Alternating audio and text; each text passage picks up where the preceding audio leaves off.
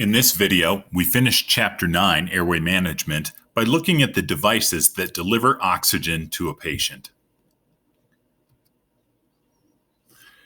For oxygen delivery or ventilation, different devices are available, and the method that a patroller chooses is dependent on the patient's immediate needs.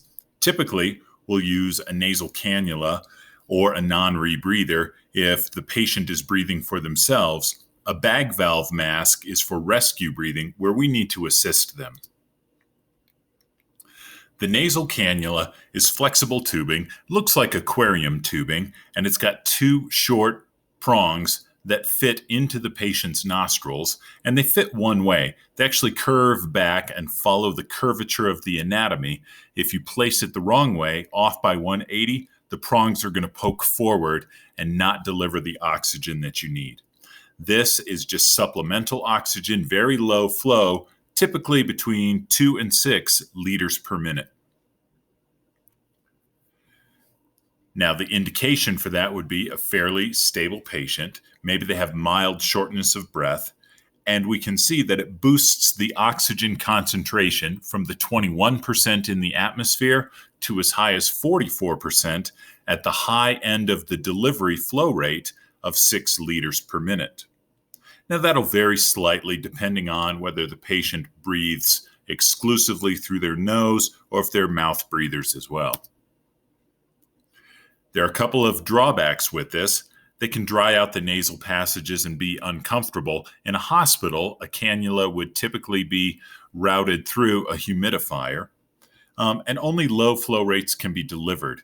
They're limited in terms of the applications that we have. For patients who are uncomfortable wearing a mask, maybe they have increased anxiety, then a cannula is better than nothing. So we want to just simply, after we've brought the cylinder into service, by correctly placing the regulator and the flow meter, we just connect that tubing. It's a simple hose barb connection. Set the rate on the flow meter to between 2 and 6 liters per minute.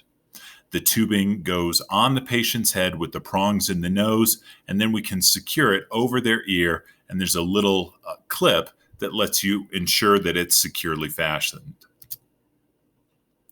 Now, a non-rebreather face mask is more commonly used for a traumatic situation.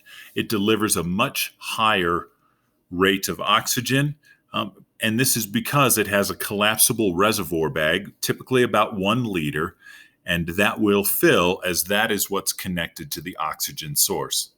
Now, the name non-rebreather is because of the one-way valves on the side of the mask that open when the patient exhales to ensure that fresh oxygen is available each time they inhale.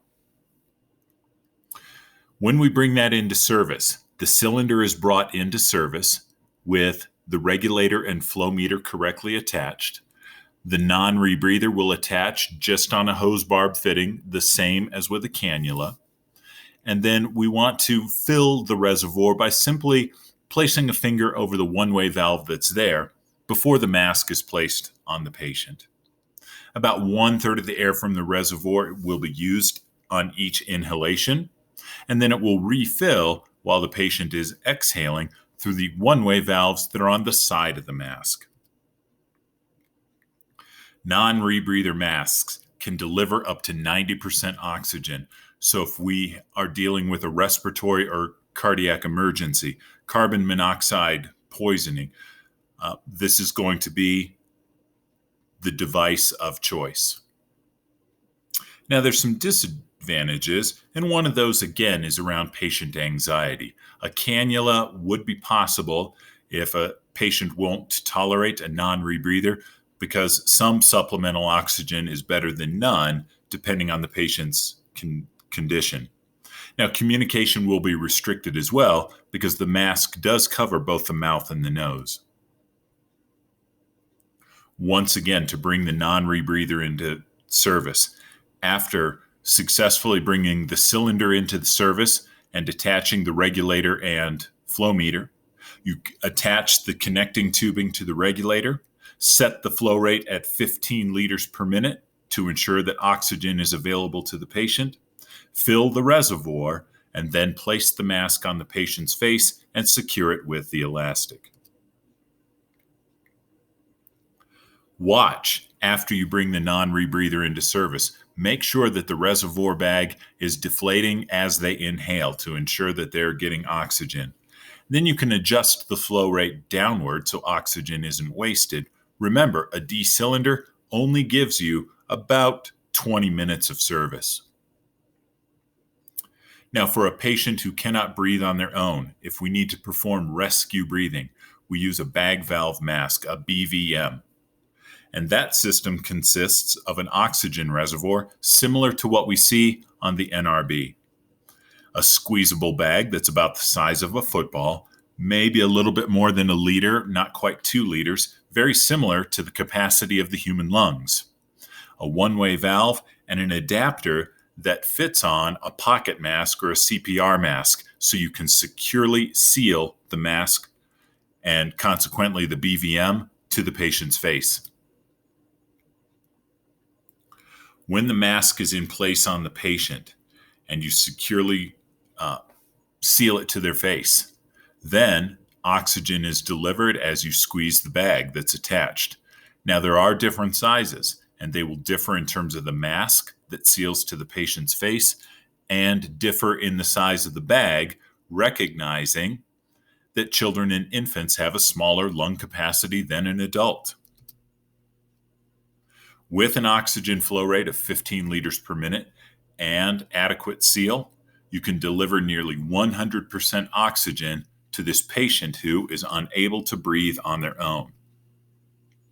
For one-person BVM ventilation, if no one else is able to assist, you're going to make sure that you have a good seal on the mask.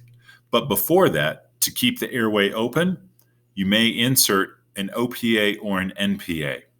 Additionally, head tilt and chin lift is going to assist you in maintaining an open airway. Make sure the bag is fully expanded and connected to the reservoir. Connect the oxygen and the reservoir will fill. Sometimes a finger over the one-way valve will ensure that the reservoir fills. The adapter will fit on the end of the bag, and the face mask is connected to that universal adapter. Every pocket mask, CPR mask, has the same aperture so that a BVM can connect. We see it demonstrated here, opening the patient's mouth and trying to maintain the airway manually with head tilt and chin lift. You may insert an OPA or NPA to maintain the airway. We see the rescuer in this case using the CE clamp with the rescuer's left hand, a C shape with the index finger and thumb around the mask to ensure a good seal. The E are the 3 lower fingers securing it to the face by a little bit of leverage on the hard part of the jaw, not the soft tissue. And then the right hand is available to squeeze the bag and ventilate the patient. Here, we see 2 rescuers working. The text describes still 1 rescuer, making sure that we have a tight seal by using the mandible, the hard part of the jaw, to ensure that. But in either case, your other hand is available to compress the bag and breathe for the patient. Watch for effectiveness by observing chest rise.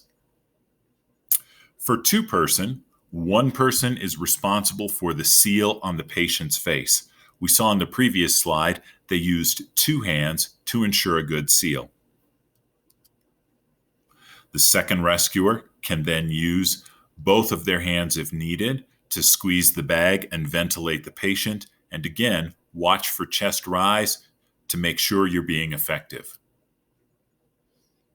In summary, different devices are available for giving oxygen to a patient, from nasal cannula that supports the patient at a flow rate of 2 to 6 liters per minute and bumping up the oxygen from the atmosphere to perhaps a high of 44%.